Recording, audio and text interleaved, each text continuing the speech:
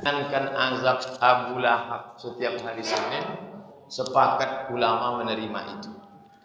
Ulama sepakat menerima itu. Yang jadi muskil program dari Pak Haji adalah kenapa bisa diringankan azabnya? Diringankan azabnya itu. Azab si Abu Lahab itu kenapa bisa ringan hari Senin? Dan kira-kira ringannya bagaimana? Apakah ringan artinya dia tak masuk neraka? Kita bandingkan Abu Lahab dengan Abu Thalib. Antara azab Abu Lahab ada yang lebih ringan lagi dari Abu Lahab, yaitu Abu Thalib. Abu Thalib itu bagaimana azabnya? Yablu ka'baihi, ketika api itu sampai ke tapak kakinya, yaghli biha dimaghuhu, mendidih otak di kepalanya. Itulah azab yang paling ringan. Jadi kira-kira azab hari Senin itu bagaimana? Mendidih juga otak Abu Lahab itu. Bukan berarti dia tidak diazab saja.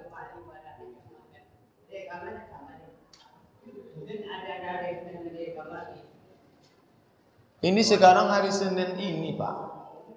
Abu Lahab itu sekarang sedang diazab dan diringankan azabnya setiap hari Senin ini, bukan hari Senin nanti. Kenapa? Iya, di neraka dia sekarang.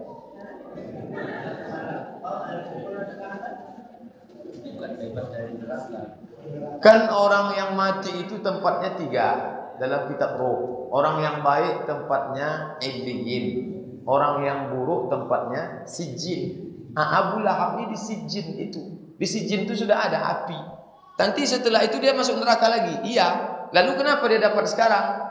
Itu DP-nya.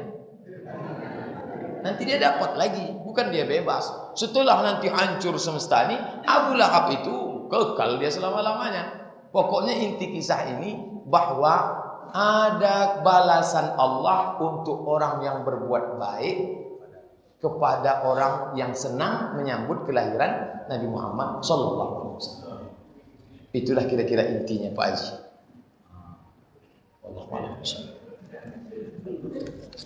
Baik, kita lanjutkan. Di kampung saya ada beberapa orang jamaah yang punya hobi sehabis sholat berjamaah di masjid mereka suka ngobrol-ngobrol.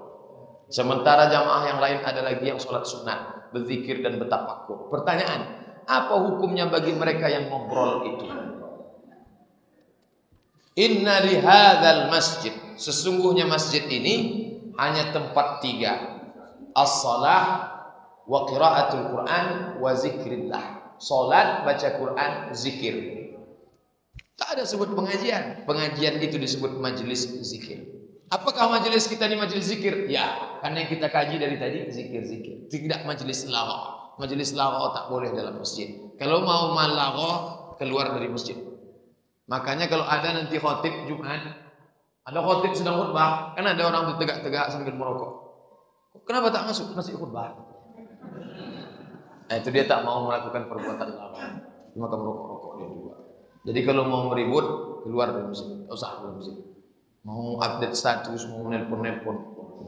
Karena masjid ini hanya tempat sholat, baca Quran, zikir. Kalau ada unsur zikirnya di dalam, buatlah. Tapi kalau untuk sia-sia, tak usah. Haram. Bagaimana bagi yang baca Quran dengan bersuara? Baca Quran tak mengganggu orang sholat. Ada orang sholat sini, kita baca Quran. Bismillahirrahmanirrahim. Idza ja'akum in ja'akum fasiqun binaba'in fatabayyanu. Tak terganggu orang, insyaallah. Asal niatnya tak mengganggu. Tapi kalau niat mengganggu, Quran pun dibaca terganggu orang. Dibaca ada orang sholat sengaja mengganggu, tak boleh. Kalau orang baca Quran tak masalah. Zikir tak masalah, baca Quran tak masalah. Ustaz yang terhormat, puasa Nabi Daud adalah puasa 1 hari, berbuka 1 hari. Apakah kita tidak lagi mengerjakan puasa lain seperti puasa tengah bulan, Ayyamul Bait 13, 14, 15, puasa bulan Rajab, puasa awal bulan Zulhijjah? La siyama ba'da dzalik. Hadis sahih Bukhari. Buka Al-Lu'lu' wal Marjan fi mattafaqa alaihi syaikhan. Kumpulan hadis sahih Bukhari, sahih Muslim digabungkan dalam kitab namanya Al-Lu'lu' wal Marjan fi mattafaqa alaihi syaikhan yang dikumpulkan oleh Syekh Muhammad Fuad Abdul Baqi. Baru saja kami kaji beberapa minggu yang lalu di masjid. Datang Abdullah bin Amr. Ya Rasulullah, aku sanggup puasa banyak. Maka kata Nabi, kalau kau sanggup puasa banyak, kau puasa 3 hari dalam sebulan. Kalau cuma 3 hari kecil, aku sanggup lebih banyak. Paling banyak puasa Daud 15 hari. Yasumu yauman wa yuftiru yauman. Puasa sehari, buka sehari. Puasa sehari, buka sehari. Kata Nabi, kata dia, kalau mau aku tambah, la siyama ba'da dzalik. Tak ada puasa lagi setelah itu. Kenapa? Lebih dari 15 hari itu menimbulkan mudarat, lemah badan, sakit, kekurangan segala macam. Maka puasalah puasa Daud. Habis, jangan campur dengan yang lain. Karena kalau bercampur dengan yang lain otomatis bertambah lebih. Bagaimana hukumnya mengadakan hari kelahiran dengan meniup lilin? Sebagaimana masyarakat Islam merayakannya, tidak seperti Rasulullah berpuasa padanya. Man tashabbaha biqaumin fahuwa minhum. Siapa yang ikut-ikut tradisi suatu kaum, maka dia akan sama seperti kaum itu. Ini bunyi hadis. Ditambah oleh seperti ayat. Wa yuhsyaru yaumal qiyamati ma'hum. Nanti di akhirat dia akan dibangkitkan bersama orang-orang yang seperti itu. Sekarang yang meniup itu siapa? Orang Cina. Jangan heran nanti dia kalau mati di akhirat dibangkitkan bersama orang yang macam meniup itu. Nanti dibangkit dari kubur, tengok sebelah kanan Jackie Chan, tengok sebelah kiri Chow Yun Fat, tengok depan Jet Li. Kenapa aku sama mereka? Mana jamaah Masjid Nurul Islam? Karena kau mengikut tradisi mereka, maka kau pun dibangkitkan bersama mereka. Hati-hati. Yang selalu mengucapkan gong sifat cai, cak gomeng, yang rajin mengucapkan Merry Christmas and Happy New Year, bangkit dari kubur, tengok sebelah kanan Paulus, tengok sebelah kiri Markus, tengok depan Lukas, tengok belakang Yohanes, tengok ke atas Raja Gugu. Jangan ikut tradisi, tak boleh. Yang sudah pernah taubat berhenti, jangan lagi. Anak-anak kasih nasihat. Tak ada yang bisa dirubah, tak ada yang tak bisa berubah, semua bisa berubah. Kasih tahu, putar rekamannya. Itu guna mengaji. Mengaji itu gunanya merubah perilaku. Apa boleh buat? Kita pernah silap, kita pernah salah. Nabi Adam aja salah. La taqraba hadhihi syajarah. Jangan kau makan buah kuldi. Fa'akalahuma. Fa'azallahuma syaitan. Mereka digoda setan, dimakannya. Tapi setelah itu dia bertobat. Rabbana zalamna anfusana wa illam taghfir lana wa tarhamna lanakunanna minal khasirin. Dari mana datangnya perintah maulid tanggal 12 Rabiul Awal? Dan negara mana saja yang mensepakati tanggal 12 Rabiul Awal hari kelahiran? Semua negara di dunia ini merayakannya 12. Kenapa? Itu ijma' kesepakatan ulama Ahlus Sunnah wal Jamaah. Tapi nanti kalau Bapak baca Ar-Rahiq Al-Maktum, Syekh Safiur Rahman agak berbeda ijtihadnya. Dia menyebut tanggal 9. Buku ini saya kasih tahu awal, dia agak berbeda. Dia menghitung menurut ilmu astronomi, ilmu falak. Ada orang India yang ahli ilmu falak, dia nukil. Katanya setelah dihitung-hitung tanggal 9. Karena memang tidak ada kesepakatan keseragaman. Karena waktu itu belum ada lagi kantor catatan sipil yang mencatat hari kelahiran. Maka berijtihadlah ulama, ijtihad yang paling mendekati, yang paling kuat 12 Rabiul Awal. Maka Republik Indonesia pun mengambil tanggal itu hari Kamis nanti, tanggal 24. Itu pas 12 Rabiul Awal. Apa yang dimaksud dengan budak? Budak itu hamba sahaya. Bagaimana cara mendapatkan hamba sahaya? Pertama, dibeli. Duit saya banyak, saya pergi ke pasar budak. Saya beli ini satu, ya, macam beli kucing Anggora. Yang kedua, karena perang. Misalnya kita kuat, lalu kita menjajah Singapura. Maka amoy-amoy Singapura itu jadi budak kita. Yang ketiga, kita punya budak, budak kita itu punya anak, maka anak dia itu pun jadi budak kita. Tapi setelah Islam datang, dihapuskan perbudakan. Siapa yang menempeleng wajah budaknya, merdekakan. Siapa yang berhubungan kelamin dengan istrinya di siang Ramadan, hukumannya merdekakan budak. Siapa yang melanggar sumpah, merdekakan budak. Jadi Islam itu menghapuskan perbudakan dengan larangan-larangan. Kalau kau langgar sumpah, nazar, berhubungan kelamin siang Ramadan, Akhirnya perbudakan sekarang hapus. Tidak ada lagi orang Islam yang punya budak. Hamba sahaya. Ada budak zaman sekarang. Budak kecil aja.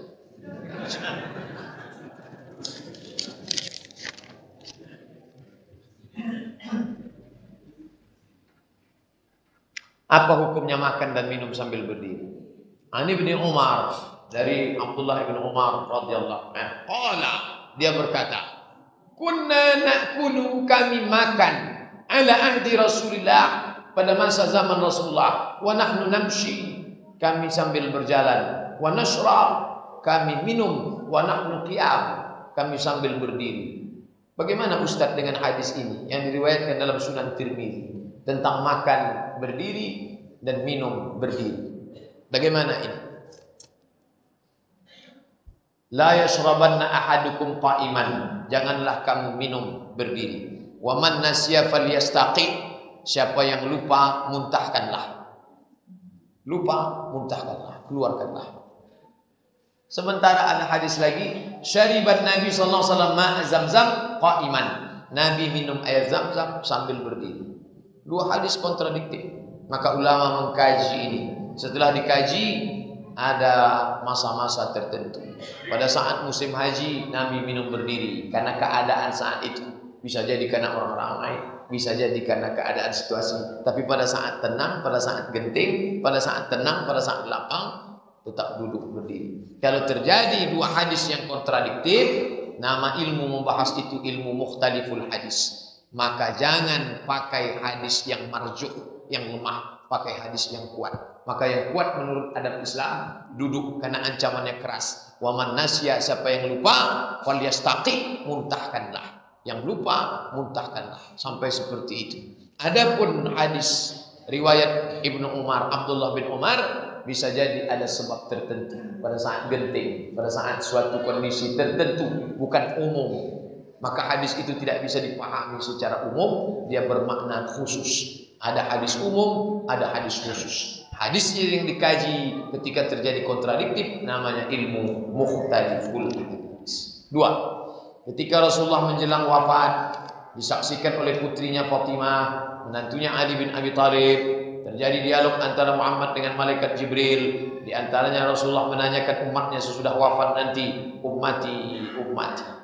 Adakah Rasulullah SAW mengucapkan kalimat la ilaha illallah ketika sakratul maut? Ya. Kenapa tak ada disebutkan di situ la ilaha illallah? Kenapa yang selalu diriwayatkan ummati, ummati, as-salah, as-salah, wa mimma malakat aimanuhum, umatku, umatku, dirikan salat, dirikan salat. Perhatikan hamba sahaya kalian. Baca kitab Ar-Rahiq Al-Maktum pada bab-bab terakhir ketika menjelang Nabi Muhammad meninggal. Kenapa tak ada menyebut la ilaha illallah? Karena ucapan la ilaha illallah tak pernah putus dari Nabi sallallahu alaihi wasallam.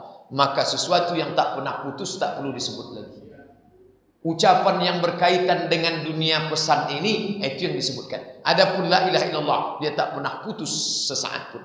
Ya namu tanamu aini walam yanam qalbi. Mataku boleh jadi tertutup tapi hatiku tak pernah lupa sedikit pun. La ilaha illallah, la ilaha illallah. Dia tak pernah lupa walau sesaat. Oleh sebab itu maka tak perlu disebut lagi. Kenapa? Karena memang udah itulah dia terus menerus. Ustadz Abdul Somad di hari terakhirnya pakai baju koko. Tak perlu disebut, orang tiap hari dia pakai baju koko. Tapi pada saat dia pakai baju Melayu baru disebut orang. Kulihat Ustadz Abdul Somad pakai baju Melayu pada malam pembukaan musabaqah tilawatil Quran di Kabupaten Siak. Karena jarang itu. Maka yang sering sudah diucapkan terus tak perlu diriwayatkan lagi. Karena memang dia tak pernah putus kontak dengan Allah Subhanahu wa ta'ala. Sekarang tren sebagian orang Islam latah. Gara-gara banyak baca buku latahzan. Latah. Ikut-ikutan mengucapkan selamat Natal, tahun baru. Baik langsung maupun pakai SMS. Merry Christmas and Happy New Year. Baliho-baliho. Bagaimana hukumnya Pak Ustaz? Ketika Anda mengucapkan selamat Natal, itu sama artinya selamat Allah sudah melahirkan anak. Selamat Tuhan sudah melahirkan anak pada tanggal 25 Desember. Selamat Tuhan melahirkan anak 25 Desember. Selamat Tuhan melahirkan anak 25 Desember. Nama istri Tuhan itu siapa? Santa Maria. Jangan ucapkan. Yang sudah pernah tahun-tahun lalu jangan. Ada 3 konsekuensi dari ucapan Natal. Pertama, mengakui Tuhan punya anak. Padahal tiap hari tiap malam dia katakan lam yalid. Yang kedua, dia meyakini bahwa Tuhan lahir tanggal 25 Desember. Padahal Nabi Isa lahir musim panas. Nabi Isa lahir bulan Juli. Mana dalil Nabi Isa lahir bulan Juli? Wa huzi ilaiki bijid'in nakhlati. Goncangkan pangkal batang korma ke pundakmu. Tusaqit alaiki rutaban janiya. Akan gugur buah korma dari atas. Buah korma gugur pada bulan Juli. Adapun bulan Desember ini, SMS sekarang kawan bapak yang sedang umroh di Madinah. Jangankan buah korma masak, putih korma pun tak ada. Dalil kedua, ketika Nabi Isa lahir, kambing-kambing sedang digembalakan di padang rumput yang hijau. Padang rumput hijau hanya ada pada bulan Juli. Bulan Desember rumput tak tumbuh karena permukaan rumput ditutup es dan kambing tak mau makan es. Ketiga, ketika Nabi Isa lahir, bintang gemintang sedang terang. Bintang gemintang terang pada bulan Juli. Adapun musim salju sekarang, maka tak ada bintang, semuanya berkabut. Ustadz memangnya pernah? Ya. Maroko ada musim saljunya. Kalau sudah salju turun, kami pakai baju 3 lapis, ini buku semua. Menengok kabut, tak ada bintang-bintang. Di Palestina turun salju, di Maroko turun salju, di Bethlehem turun salju. Maka Nabi Isa tidak lahir musim dingin, dia lahir musim panas. Lalu siapa yang lahir 25 Desember itu? Dewa Mitra, dewa matahari, sembahan orang Jerman. Konsekuensi ketiga dari ucapan Natal. Pertama, mengakui Isa lahir 25 Desember. Kedua, mengakui Tuhan punya anak. Ketiga, mengakui bahwa Isa mati di tiang jemuran. Padahal Allah sudah membantah. Wa ma qataluhu, mereka tidak membunuh Isa. Wa ma salabuhu, mereka tidak pernah menyalib Isa. Lalu siapa yang disalib itu? Walakin syubbiha lahum, ada orang yang diserupakan namanya. Dia adalah Yudas Iskariot yang disogok pakai uang emas untuk menunjukkan tempat persembunyian Isa. Maka jangan mau disogok karena nanti matinya di palang salib. Jazakallah Ustaz wa iyyakum. Nomor 4. Kalau kita diucapkan Allah orang jazakallah, semoga Allah memberikan balasan kebaikan untukmu. Balasannya wa iyyakum. Wa iyyakum itu apa artinya? YouTube. Jazakallah Pak Ustaz, YouTube. YouTube itu apa? Podo. Sami mawon. Samo-samo. Apakah ada larangan bertetangga dengan orang non-muslim? Maaf, tak sesuai tema. Tak masalah. Pertanyaan saya ini agak melenceng sedikit Pak Ustaz. Membelok pun kita bahas. La yanhakumullahu 'anil ladzina lam yuqatilukum fid din.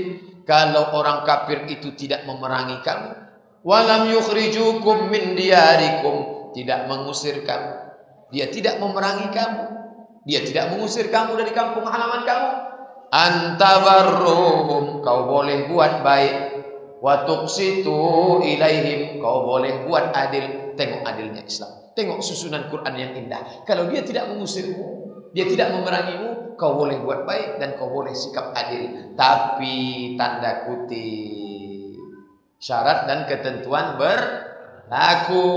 Jangan karena sudah ayat menyuruh buat baik, nanti Natal. Dari mana? Natal di rumah si Anu Pak. Makan tadi. Iya, kan dia maksa babi. Babi kan haram, kuahnya aja dikit Pak. Jangan, haram, tak boleh. Nabi pindah dari kota Makkah menuju kota Madinah. 8 hari 8 malam. Guide penunjuk jalannya itu siapa? Baca Ar-Rahiq Al-Makhtub. Guide penunjuk jalannya namanya Ibnu Uraiqid, kafir, musyrik. Apa pelajaran dari sini?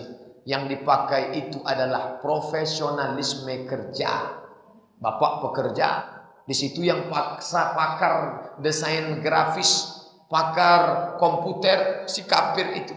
Lama tak terkait dengan akidah tak masalah, tapi jangan sampai dibuatnya gambar, pas di ujung haleluya. Tak boleh. Lakum dinukum waliyadin. Interaksi sosial. Agama Islam itu agama yang sangat toleran kepada non-muslim. Kalau ada yang mengatakan Islam itu keras, Islam itu ekstrem, Islam itu teroris, tak paham dia Islam. Mengapa tidak ada foto Nabi Muhammad sallallahu alaihi wasallam? Kalau Bapak nonton film The Messenger, itu tak ada gambar, tak ada. Nabi tidak boleh divisualisasikan. Kenapa tak boleh? Karena akan muncul pelecehan. Asal muncul visualisasi, muncul pelecehan. Untuk menghindari itu, maka jangan ada gambar. Adik-adikku, anak-anakku yang perempuan, kalau tidak mau dilecehkan gambar Anda di internet, jangan posting foto. Jangan posting. Nenek-nenek boleh, tak? Yang anak gadisnya. Karena itu akan mengundang pelecehan. Maka Nabi tidak boleh divisualisasikan dalam bentuk gambar, dalam bentuk, kalaupun dalam message itu hanya ujung tongkatnya saja dan bayang-bayang ontanya. Ustadz yang dirahmati Allah, amin ya rabbal alamin. Bagaimana dengan ucapan selamat hari ibu? Apakah boleh? Mother's Day, hari ibu. Hari ibu dibuat oleh orang kafir karena dia sibuk. Maka pada hari ibu itu, khusus tanggal 22 Desember, dimasakkanlah masakan, dikasihnya bunga, dia pun datang ke rumah emaknya, dia peluk emaknya. Oh, habis itu dia pun tak ingat lagi. Mau mati-matilah kau. Sedangkan orang Islam diajarkan, man a'aqqun nas bi husni suhbati. Siapa orang yang paling layak tempatku berbakti? Ummuka, summaman ummuka, summaman ummuka, summaman abuka. Tak boleh putus bakti kepada ibu. Sampai-sampai kandai dia jauh dulu di sana. Rabbi firli wa liwalidayya warhamhuma kama rabbayani shaghira. Itu ajaran orang kafir, jangan ikut. Jangan ikut orang kafir. Orang kafir memuliakan ibunya hanya 1 hari itu saja. Lain itu dia tak peduli. Datang maknya nelpon, ada pacar dia di rumah, boleh aku numpang ke rumahmu nak? Tak boleh. Saya sedang dengan my friend, my boyfriend, sedang pacar saya. Orang kafir, jangan ikut. Anak-anak kita pun terikut-ikut pula dengan ini. Tak boleh. Apakah sama pahala membaca Quran dengan tartil, dengan menghafalnya, membaca berulang-ulang? Tajwidnya kurang tepat. Quran ini ada 5 tangga. 1, 2, 3, 4, 5. Yang pertama, wa idza quri'al Qur'anu fastami'u lahu. Dengar. Wa ansitu la'allakum turhamun. Dengar. Habis itu naik ke atas, faqra'u ma tayassara minal Qur'an. Baca Al-Quran. La aqulu alif lam mim harf. Alif lam mim tak aku katakan harf. Alif 1 huruf, lam 1 huruf, mim 1 huruf. Wa likulli harfin asyru amsalihha. Setiap huruf dibalas 10 kebaikan. Dengar, baca. 3, afala yatadabbaruna al-Qur'an. Mengapa mereka tidak merenungkan isi Al-Quran? Tidak sekadar baca, mulai melihat arti maknanya. Ya ayyuha, hai orang-orang allazina yang amanu, beriman, kutiba, diwajibkan, alaikum, bagi kamu, siam, puasa, kama, sebagaimana. Oh, kama itu sebagaimana? Selama ini kama kemana? Dengar, baca, pahami arti, amalkan.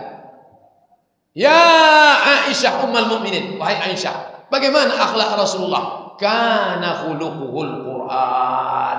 Akhlaknya Al-Quran. Quran berjalan di atas muka bumi. Muhammad sallallahu alaihi wasallam.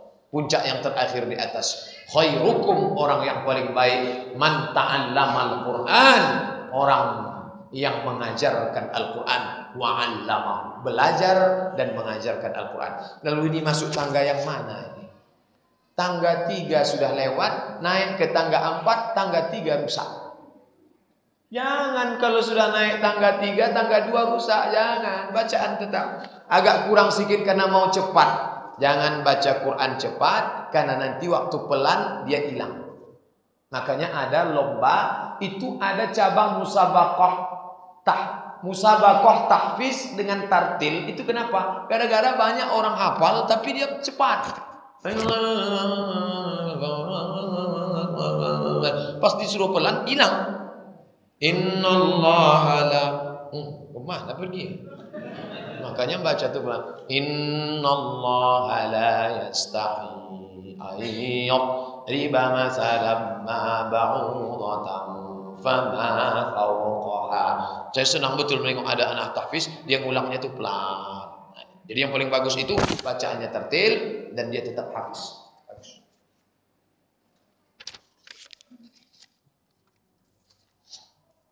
Pak Ustaz, ada teman tetangga saudara pahamnya maulid itu bid'ah. Bagaimana menyikapinya? Kopi ini kasihkan kita. Nanti saya kasih. Kasih dia biar ditonton tengoknya, habis itu didengarnya. Kalau dia udah dengar, dia udah baca, dia tak mau juga, kita sudah menyampaikan, cukup. Kita tak perlu maksa orang. Tak perlu kita bawa orang panjang. Oh, tak mau bid'ah pancung pada. Bagaimana anak yang sudah cukup dewasa tak mau sholat? Bagaimana kita selaku orang tua? Saya dididik oleh orang tua memang agak keras. Jadi ayah baik, emak saya keras. Rotan itu sebesar ini. Tak berapa kali belakangnya dipukul. Saya ini bandel luar biasa sekolah. Mungkin kalau emak saya tak garang, saya udah jadi hantu sekarang. Sekolah saya sampai 3. SMA kelas 1 lain, kelas 2 lain. Berhenti sekolah kelas 3. Jadi orang tua itu luar biasa. Tamat saya sekolah, tanya, kau mau sekolah apa mau bini? Kalau mau bini, aku kasih kebun sawit, urus. Tapi kalau mau sekolah, aku sekolah. Kemana mau sekolah? Jadi ada tegas, agak keras sedikit. Orang tua keras itu sayang anak pukul-pukulkan, sayang istri tinggal-tinggal. Tapi jangan tinggalkan lama-lama, dia ambil orang. Pukul-pukul aja.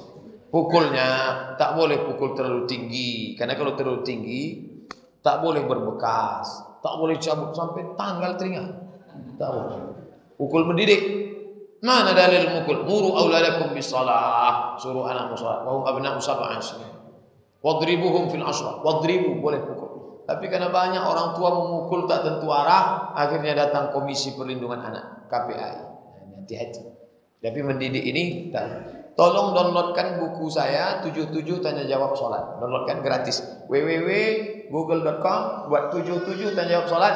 Tengok pertanyaan ke-77. Orang yang meninggalkan salat secara sengaja, kata Syekh Abu Bakar Al-Jazairi, kafir. Nah, aku nasihatkan kepada engkau, aku tak sanggup memukul lagi. Mau aku pukul kau lebih besar pula dari aku. Cuman yang satu ku inginkan, salatlah. Karena kalau kau tak sholat, nanti lain tempat kita. Kau sama Abu Jahal, Abu Lahab nanti. Mendidih otakmu. Tak sanggup aku nengok otak kau mendidih nanti di akhirat. Kasih tahu dia baik-baik. Tak pernah berhenti. Orang tua saya, mak saya, sampai hari ini, umur saya sudah 38 tahun, tak pernah menasihati saya berhenti. Tak pernah. Panggilnya saya, Mat, sini. Dia tak pernah manggil saya Ustaz, panggil Mat aja. Mat, sini. Kau jangan berzina. Jangan berzina, itu nasihat, jangan berzina. Jadi kita ini tak. Aku ni ustaz pun banyak juga setan. Jadi bapak jangan rasa, saya sudah sekolahkan dia kan sudah dewasa. Inilah kata selalu jebakan setan. Dia kan sudah dewasa. Anak ibu kok keluar itu malam tahun baru, gak apa-apa Pak Ustaz, sudah dewasa. Emang dewasa tak hamil? Boleh atau tidak menurut Ustaz jika kita seorang muslim mengucapkan selamat Natal dan Tahun Baru kepada seorang yang non muslim? Jika tidak boleh, apa dasarnya? Dan jika boleh, apa pula dasarnya? Tak ada titik komanya, habis nafas. Sudah saya bahas. Jika seorang wanita mengangkat tangan waktu takbir dalam sholat, sebatas mana menurut Rasulullah SAW? Ada 2 hadis tentang mengangkat tangan. Kana yuhazi, kana yarfa'u yadayhi. Nabi mengangkat tangannya hatta yuhazi baina udhunaihi. Nabi mengangkat kedua tangannya sampai ke batas telinga. Allahu Akbar. Yang satu lagi, baina mankibaihi. Mankibaihi, bahu. Allahu Akbar. Dua-dua riwayat itu sahih. Allahu Akbar. Yang satu lagi, Allahu Akbar. Tapi jangan lupa ada hadis yang umum, perempuan itu lebih tertutup, lebih baik. Nah, hadisnya tidak cerita takbir, hadisnya cerita umum, lebih tertutup, lebih baik. Sekarang kita terapkan tertutup ini. Antara fase pertama, Allahu Akbar, dengan Allah. Mana yang tertutup? Tangan begitu juga. Laki-laki dianjurkan renggang, tapi perempuan lebih tertutup. Pakaiannya lebih tertutup, pandangannya lebih tertutup, hatinya lebih tertutup. Malu perempuan. Makanya orang Melayu pun diajarkan duduk tak boleh mengangkat. Makanya Aceh mengeluarkan perda perempuan tak boleh duduk mengangkat. Terbuka, tertutup. Maka perempuan bagus lebih tertutup. Allah. Ini tentang masalah tertutup. Salah atau tidak Pak sebutan budak di Bengkalis? Tak salah. Jangan tersinggung budak. Tak salah, tak salah. Kami di keluarga masih pakai kata budak. Mana budak-budak tadi? Kalau anak kemanakan anak saya kumpul, saya pulang, tak ada dia. Mana budak-budak tadi? Karena maksud budak di situ anak-anak, bukan hamba saya. Mana budak-budak tadi? Tak ada. Ayo kita kumpul, panggil budak-budak tadi, kita makan. Bahasa orang Melayu. Orang mudah saja mengatakan orang itu fasik. Fasik itu batasannya apa Pak Ustaz? Fasik itu apa batasannya? Fasik itu, asal kata fasik adalah buah korma yang hampir keluar dari kulitnya. Kalau kacang kita rebus, itu kita pencet kan bisa keluar. Kalau korma tak bisa. Coba ambil korma pencet, dia tak bisa. Korma yang hampir keluar dari kulitnya, dia tidak dikatakan kafir karena dia masih Islam. Tapi andailah bisa lepas, dia itu sebenarnya sudah lepas dari Islam. Itu makna fasik secara bahasa. Lalu apa makna fasik itu? Fasik itu artinya orang yang dengan penuh kesadaran melakukan perbuatan dosa secara terus-menerus. Itu fasik. Itu dia fasik. Kalau ada orang yang terus-menerus melakukan perbuatan dosa dan dia sadar dengan itu, orang itu disebut fasik. Yudhillu bihi katsira. Allah memberikan hidayah kepada banyak orang. Wa yahdi bihi katsira. Allah menyesatkan banyak orang. Allah memberikan hidayah kepada orang banyak. Siapa yang disesatkan Allah? Wa ma yudhillu bihi illal fasiqin. Allah menyesatkan orang fasik. Kenapa orang fasik itu disesatkan? Karena sikap dia masa bodoh, tak mau tahu. Pakai kacamata kuda. Tak boleh. Sementara orang tersebut kalau kita lihat dalam kehidupannya tak istiqomah mengamalkan agama. Ini sifatnya umum. Yang dimaksud itu dia melakukan perbuatan dosa dengan penuh kesadaran. Contohnya dia makan riswah. Terus dia nerima sogok, terus itu fasik itu. Terus dia main gapre, main judi, pelepah. Terus dengan penuh kesadaran, dikasih tahu orang tak peduli. Terus meninggalkan sholat secara sengaja, itu fasik. Hati-hati. Sholat tak pernah, sedekah tak mau, anak yatim tak peduli, rezekinya lancar, mobilnya besar, rumahnya besar, bininya besar. Itu namanya istidraj. Sanastadrijuhum, kami permainkan dia dengan istidraj. Wa umli lahum, kuulur rezeki, kuulur rumah, kuulur harta, kuulur kuasa. Wa umli lahum, kuulur. Inna kaidi matin. Tipu dayaku amat sangat keras. Yukhadi'un Allah, mereka menyangka sedang menipu Allah. Wa huwa khadi'uhum, Allah sedang menipu mereka. Dia diam-diam. Nah, aku sholat tak pernah, zakat tak pernah, tapi rezekiku lancar. Nampaknya malaikat salah tulis. Fasik, hati-hati orang fasik. Makanya kita senantiasa introspeksi diri habis selesai sholat. Ya Allah, jangan-jangan aku selama ini berdosa. Maafkan aku ya Allah. Astagfirullahaladzim. Menggerakkan jari telunjuk pada saat tasyahud ke atas ke bawah atau ke kanan ke kiri, Pak Ustaz?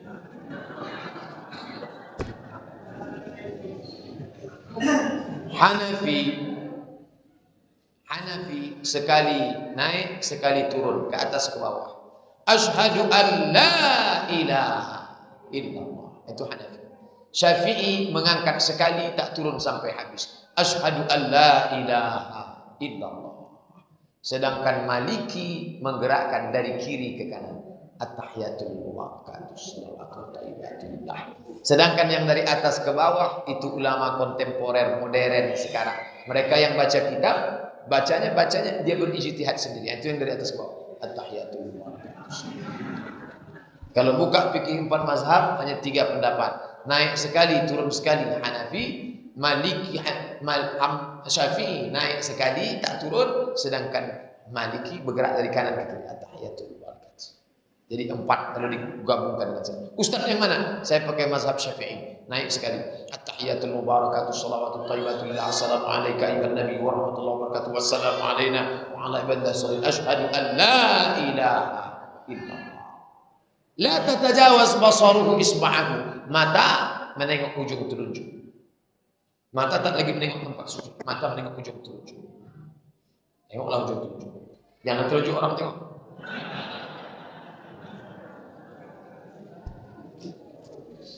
Apa hukumnya sebuah masjid mencuri listrik?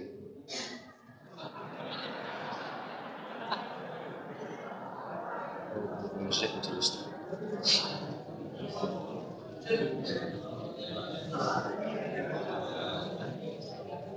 Tak bisa saya jawab. Tak sanggup, tak pandai saya menjawab. Ajukan ke Komisi Fatwa MUI. Ini berat. Nanti kalau saya bilang boleh, tentu semua masjid nanti mencuri si pekan baru. Kalau saya bilang tak boleh, sementara masjid itu memang mestinya disubsidi oleh negara. Karena kita ini kaya sekali. Minyak dari bawah, minyak dari atas. Mestinya Riau ini dapat otonomi khusus. Macam Aceh. Jangan cuma dapat. Waktu kami di Mesir kuliah, dapatlah berita bahwa Riau dapat otonomi. Lah kami di Mesir senangnya bukan main. Datanglah orang Riau ke Mesir, kumpul bersama. Pak, katanya kampung kita sudah dapat otonomi ya? Iya. Apa arti otonomi itu? Oto diurami dia, Pak. Sudah.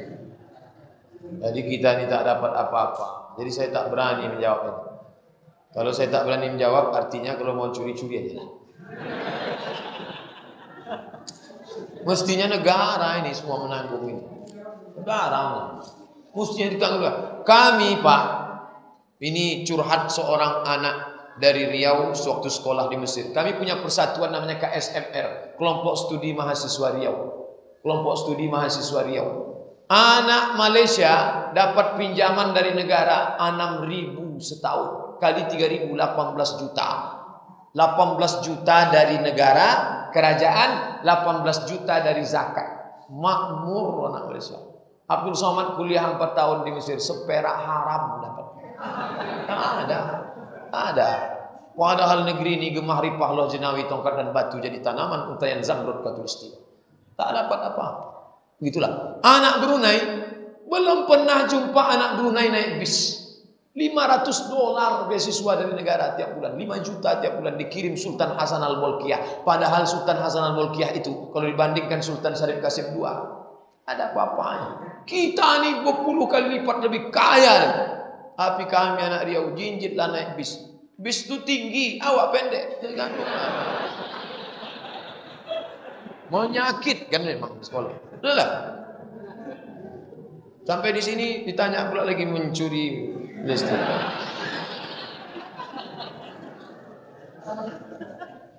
Dari pengajian yang saya ikuti, membaca Al-Quran pada waktu malam mendapat berbagai macam fadilah. Apakah membaca Quran pada waktu selain malam mendapat fadilah yang sama? Kenapa lebih banyak disebutkan pada waktu malam?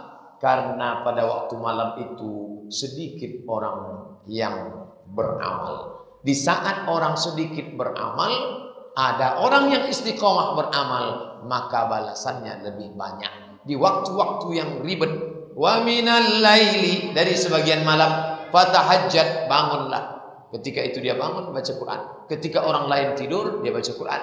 Yang kedua, suasananya sepi. Dulu memang sepi. Sekarang enggak. Jam 2 malam kita bangun baca Quran. Gol! Orang nonton Juventus Barcelona. Jadi baca Quran siang tetap dapat pahala. Jangan sedih baca. Kaf ya ya ain sad. Dzikru rahmati rabbika 'abdahu Zakaria. Baca surat Maryam. Bulan Desember ini banyak-banyak baca surat Maryam karena mengkaji tentang Isa alaihissalam. Bagus baca. Ustaz, kalau kita berbohong demi kebaikan, apakah berdosa? Boleh berbohong untuk 3. Yang pertama saat perang. Tiba-tiba na'udzubillah perang. Pas kita sedang di rumah, masuk pasukan tentara kaum muslimin. Setelah dia masuk ke bawah kasur kita, kutip itu tak lama setelah itu datang pasukan musuh. Ada orang dalam? Tak ada. Ada orang dalam? Tak ada. Nah, itu bagus. Yang kedua, mendamaikan orang yang berkelahi. Datang dia menelpon kita. Pak Ustaz, ya. Tadi si Anu habis dari rumah Pak Ustaz, ya. Ada dikatakannya saya ini jelek, saya ini perampok. Tak ada. Serius nih Pak Ustaz? Tak ada. Tak percaya kamu nih? LCMA. Tak ada. Padahal maksudnya tak ada sekali. Berkali-kali dia mengajak kamu. Boleh mendamaikan orang. Yang ketiga, untuk kepada istri. Nah, ini yang ketiga ini berat menjelaskannya. Tapi jangan gara-gara ini nanti bapak membohongi istrinya. Maknanya tidak boleh bohong kepada haram, tak boleh. Kepada sesuatu yang menyejukkan hatinya. Baliklah dia belanja dari pasar. Dibawakannya lah baju batik. Bang, kata dia lemah hati. Kusisakan tadi sedikit uang belanja. Cantik batik ini bang. Kita tengok. Masya Allah nih. Sudah 40 tahun kita nikah. Belum pernah abang nengok batik macam ini. Padahal dalam hati buruknya. Hari libur, sukarela lah dia meluangkan waktu masak. Masak. Dihidangkannya, dibangunkannya bapak semangat. Bang, makan. Begitu makan. Macam mana tom yum nih bang? Padahal masif ini tak. Nah, ini itu yang dimaksud Allah. Jadi 3 ini boleh. Tapi jangan sampai kepada yang haram. Inilah kaji kita malam ini. Mudah-mudahan tidak sampai kepada tingkat lawak. Karena yang kita kaji ayat, hadis, fatwa ulama. Banyak cakap menyinggung perasaan orang-orang tua saya. Baik, Pak.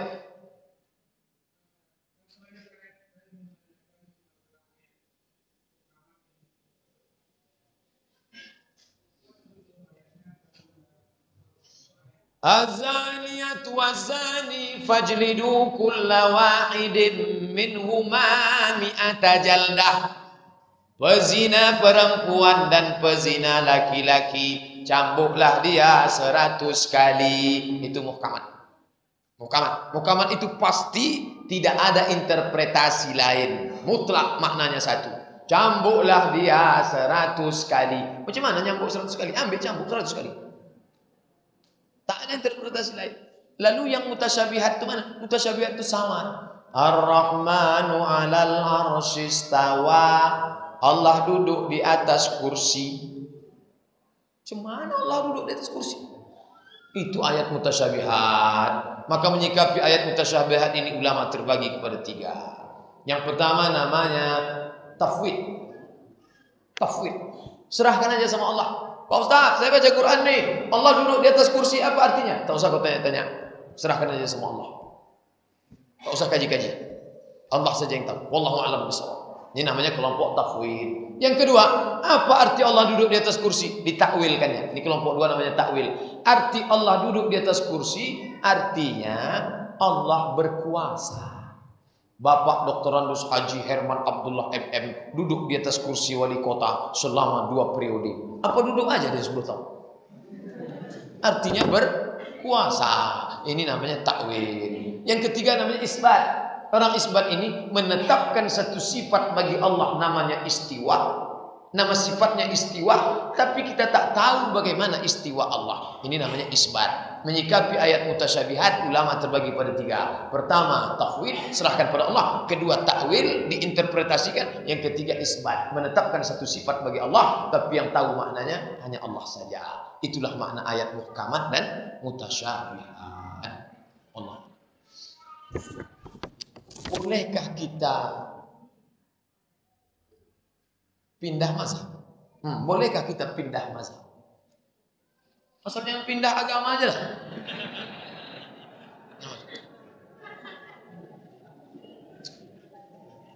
Datanglah imam ke masjid kita, salat subuh. Allahu Akbar. Bismillahirrahmanirrahim. Alhamdulillahi Rabbil Alamin. Orang yang paham mazhab, begitu didengarnya bismillah, ini Syafi'i. Karena yang bismillah jahar itu Syafi'i. Hukum bismillah itu 3. Kalau Syafi'i jahar, Bismillahirrahmanirrahim. Kalau Hanafi sama Hambali sir. Alhamdulillahi Rabbil Alamin Ar-Rahmanir-Rahim. Kalau Maliki tak pakai bismillah sama sekali. Ketika bismillah dia Syafi'i. Saya yang makmum paham mazhab, oh imam ini Syafi'i. Tapi ketika rakaat kedua bangkit, dia tidak berkunut. Saat itu dia sedang pindah ke mazhab yang tak berkunut. Hanafi berkunut, Hambali yang tak berkunut itu 2. Hanafi, Hambali tak berkunut. Sedangkan Maliki dengan Syafi'i berkunut. Bolehkah model seperti ini? Boleh. Yang tak boleh itu apa? Pindah dia dari satu ke satu, tapi menyebabkan batal. Nah, itu aku tak boleh. Cara wuduknya, cara wuduk Syafi'i. Ambil air. Sampai ke hotel Pangeran, sungkep sama istri. Selamat ya, selamat ya.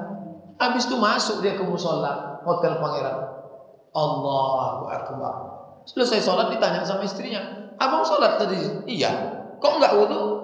Wudhuku kan tak batal. Loh, abang kan pegang tadi mempelai perempuan. Dalam mazhab Maliki kan tak batal. Padahal cara wudhunya tadi Syafi'i. Dipakainya Maliki. Karena dalam Maliki kalau tak bersahwat tak batal. Untuk pegang tidak batal. Hitam kali pengantin itu tak batal. Ini tak bisa. Karena wudhu ini sepaket. Kalau cara wudhunya Syafi'i, membatalkannya Syafi'i, maka ketika dia sentuh itu sudah batal. Nah, ini satu contoh. Payah Pak Ustaz. Kalau payah jangan campur mazhab. Nah, ini tentang contoh dalam kasus.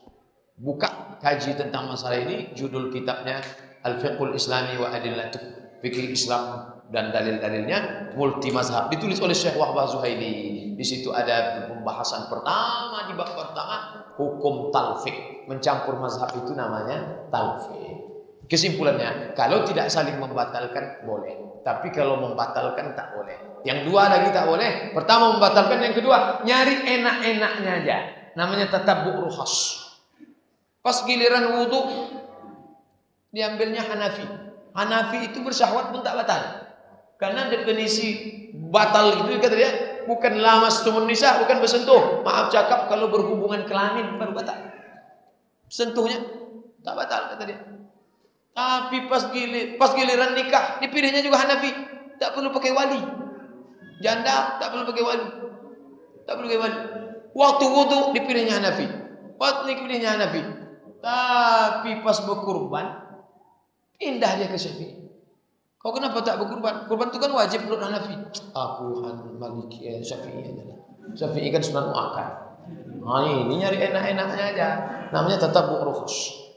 Kutu loncat, pindah sini, pindah sini, pindah sini. Itulah kaji kita malam ini.